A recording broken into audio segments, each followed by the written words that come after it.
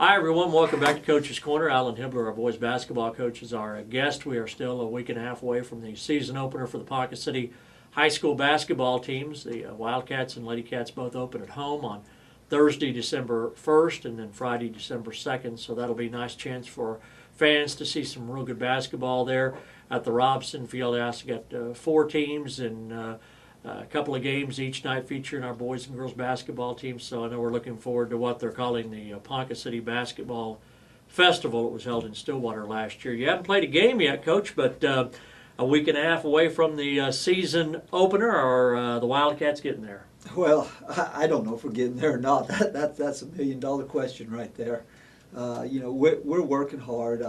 We're really short on practices. We've had 7, I think, with the full team and a couple scrimmages and things. So where we're at right now, I don't really know. I mean, it's hard to tell. We've scrimmaged well at times and not so well at times. One of the big things we're going to have to do is shoot the basketball well, and because we don't have a lot of size, we're not going to be pounding the ball into the post. And as we went through these scrimmages and practices, there's been stretches that we've shot the ball extremely well, and there's been stretches that we couldn't throw it in the ocean if we was on a boat. So, where we're at right now, it's just really, really hard to tell. I mean, scrimmages are so much different than regular games because you clear the score after each 10-minute segment or whatever you're playing. And there's lots of substitution going on, lots of stopping and coaching and things, unlimited timeouts, so things that you don't get during basketball games. So I think we're making progress, but boy, we've got a long ways to go, and a week and a half, that seems like it's tomorrow. Last time we visited with you, you were just getting your football players out, which I know you were looking forward to. Now you've had them in the gym for a couple of weeks. Is that process coming along? Well, they're starting to get their basketball legs under them. We've still got a ways to go with conditioning-wise from football to basketball, and they just need lots of repetitions with the ball in their hand as far as shooting the basketball and things because they've been so tied up in football they haven't had a lot of time to have a basketball in their hand. And that's definitely a concern. How well are those kids going to shoot the basketball and things, and it's really hard to simulate the intensity, the adrenaline. Of course, you don't have the crowd in the bleachers when you're practicing and things, so how we're going to react to those situations, remains to be seen. I really like the direction the team is headed. Defensively, we're a little bit different than last year. We're able to do some things defensively because of our quickness that we haven't been able to do in the past, and it's been pretty successful for us in our scrimmages. We'll get a great test tomorrow. We go to Moore High School.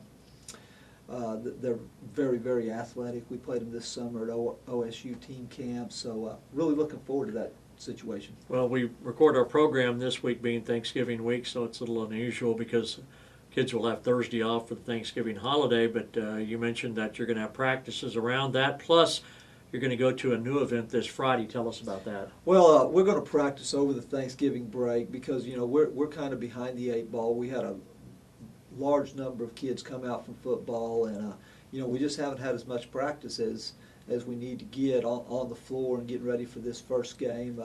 We're going to play Harding Prep, and we're going to play Noah in the first round of that festival. And Noah's already played a game, and they play again tomorrow night, as well as Harding Prep.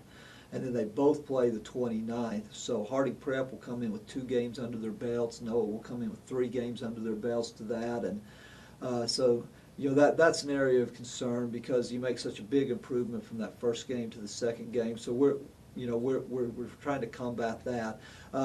Holiday practices, really, really important. I mean, it keeps the kids active and keeps the basketball in their hands. We scrimmage Tuesday night at Moore High School, like I said, and then on Friday we're going to go to the FCA Bash, which last year was held in Broken Arrow at Broken Arrow High School, and we went, actually Inola High School hosted. Clyde Barkley, who's been a friend for years, been the Inola head coach for some astronomical amount of years, like 33 or something. And basically it's a big scrimmage festival all day long. They bring in 8 teams in the morning, 8 teams in an afternoon session, and 8 teams in an evening session. We're actually in the afternoon session, and we'll go down and scrimmage 4 different teams on this Friday. It will be Tulsa Edison, Stillwell, Prague, and Roland. all very good basketball programs. But the great thing about it, the neat thing about it, it's a $50 donation fee for us to go down there, and that money goes right back into the FCA. The referees volunteer their time and everything for it. So, it's for a great cause, and it gives us a chance to get on the court and scrimmage against 4 different teams in one location and see a bunch of different styles and things. And, that'll be a great setup as we get ready to go into that game week. Absolutely, and you mentioned Harding Prep and Noah. That's a homeschool team out of Tulsa. And then after those 2 games, you turn around and play one of the best teams in the state in McGinnis, Oklahoma City McGinnis, who has one of the top players in the state. So you have those first 2 games, and then you get one of the big boys in the state right after that. Yeah, we do. We were successful against Harding Prep and Noah last year. Not really sure what they have this year. Harding Prep charter is a magnet school in Oklahoma City, so they can draw from anywhere in the Oklahoma City Public School District. And then Noah being the home school, I mean, it's really hard to tell what they're going to have from year to year, and sometimes week to week or month to month. Just kind of depending on who's participating in their program. But hopefully we can get off to a good start. And that next Tuesday we have Bishop McGinnis here at our place, which is great that we got them at our place. They have two young men that have already committed to San Francisco University. Joe Edmonds is one. He's about a 6'5", 6'6" wing type player, and Matt Christensen is the other. He's about a 6'9" post player that they're going to bring in here. Just really, really good players. They've excelled on the AAU circuit, and that's how they've ended up with these offers on the table from San Francisco University. So it'll be a tremendous challenge for us. But unlike last year, we had a traditional postman that the Christensen kid could guard. We don't have a traditional postman. I mean, our post guy can step out on the floor and play. So we're hoping that the things we're going to do are going to present some problems for them offensively or defensively. But then once again, they're going to present some problems to us defensively because they're just huge in size. You have a little bit of a unique perspective on some of these kids that we see during the year because your son plays a lot of AAU ball, and so when you prepare to play a lot of these teams, maybe people aren't as familiar with some of these players. Many times coaches who have sons that participate, you see players during the summer and in the fall, so you have a pretty good idea of what a certain player can do before you ever play the game. Yeah, we know really well what the Edmonds and the Christensen kid can do, and they're both just really solid. But seeing them play throughout the summer and things, there's some things we can do to hopefully slow down their effectiveness. I mean, they're great players. We're not going to stop them. What we've got to do is we've got to try to limit their offensive capabilities and play really good defense and not let some third or fourth kid just get a ton of points that we really don't know about. Those two are going to get theirs. I mean, they're great players. I mean, if they weren't great players, they wouldn't be headed to San Francisco University to play.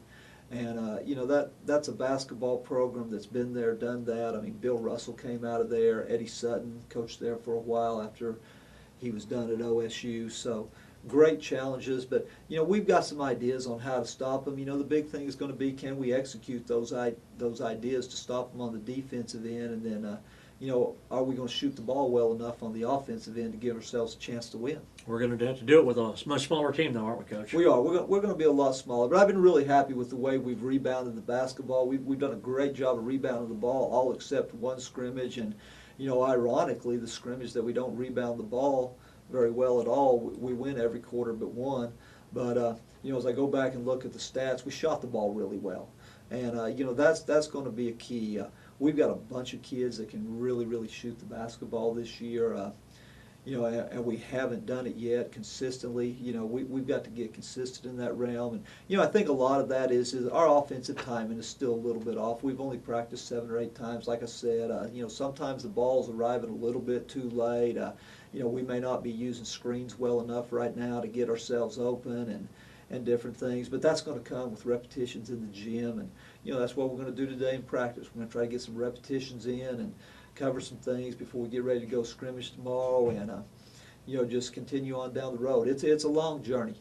We've got a very tough schedule with McGinnis, the Lawton schools, of course, and Stillwater's going to be really, really good again. So it's a journey. I really like the way this team's shaping up. hopefully we can continue to improve and get better at the little things, and by the end of the year we'll have a good ball club. Very good. Coach, while it's on people's minds, Kurt Budke, the OSU basketball coach, did you know Kurt very well? Knew Kurt really well through my association with OSU, with the Oklahoma Basketball Coaches Association. We've done some things with Travis Ford through that association. He spoke at some of our clinics and different things, and Kurt Budke was always around the gym when you walked in. His son Alex played last year, of course, for Stillwater High School, and Stillwater High School kids are great. Alex is now playing at St. Gregory's University, and Cole and I were down there a couple weeks ago and got a chance to visit with Alex and things. Just a terrible, terrible tragedy. Coach Budke was a great person. Always had time to stop and visit with you, and always offering help in any way that he could give it.